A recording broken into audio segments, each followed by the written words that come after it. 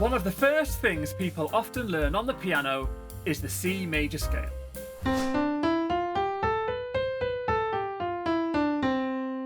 Then you may have thoughts like, well, this is boring, what's next?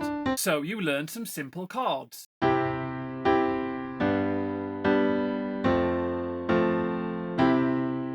And then think, they sound cool, how do I make them sound better?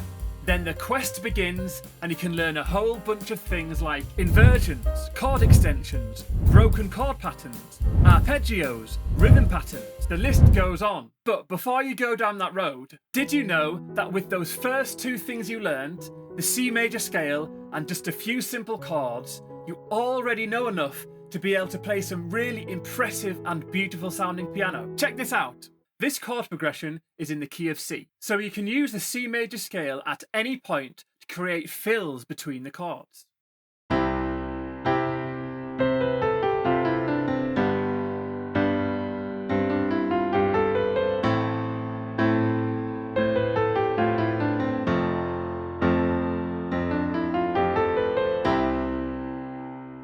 All I was doing there was playing the chord for 2 beats of the bar and then going up or down the C major scale. 1, 2, 3, 4. 1, 2, 3, 4. 1, 2, 3, 4.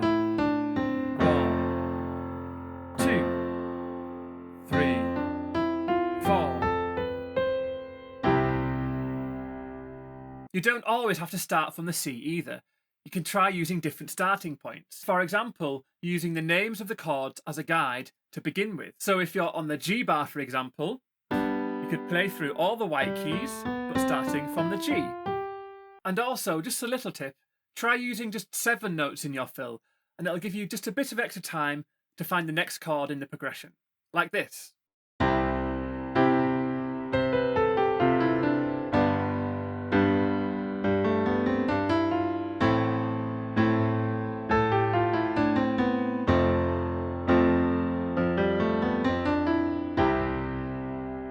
And if that feels too fast, just go slower and don't play as many notes in your fills.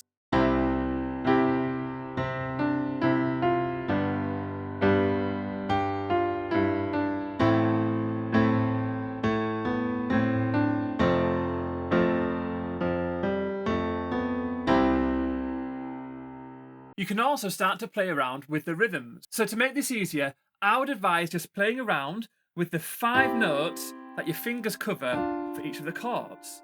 So if you're playing a fill for this chord, you'd go and any of these notes.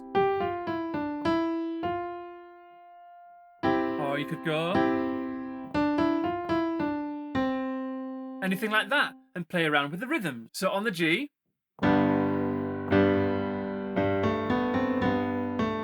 the A minor,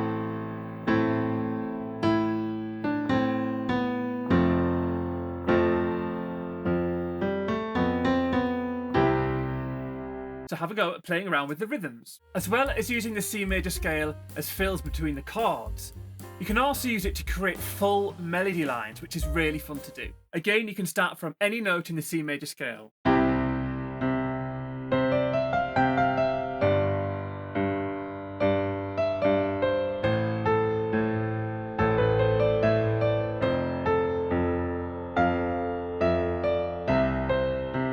So just using any note from the scale, but playing around with the rhythms. And if when you're playing around with these notes from the scale, and it doesn't sound quite right, for example like this. Can you hear that? What it means is you're landing on a note outside of the chord in the progression, which is totally fine, it's creating tension. So for example here, I've landed on the F in your right hand, but the left hand is on the G in the progression. So it's creating tension. But here's a tip for you. If you hear that tension, it means it's really close to one of the notes in the chord. So this is a G chord. If you go up after it resolves and relieves the tension. You could go the other way, but you'd have to do a couple more steps.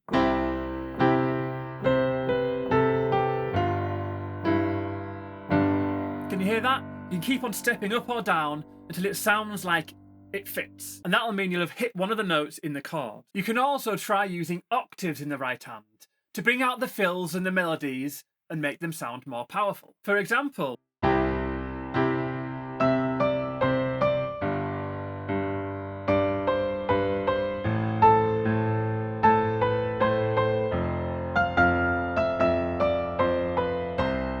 then you can start putting all these ideas together, mixing and matching between them, and you'll find you'll start creating your own beautiful improvisations.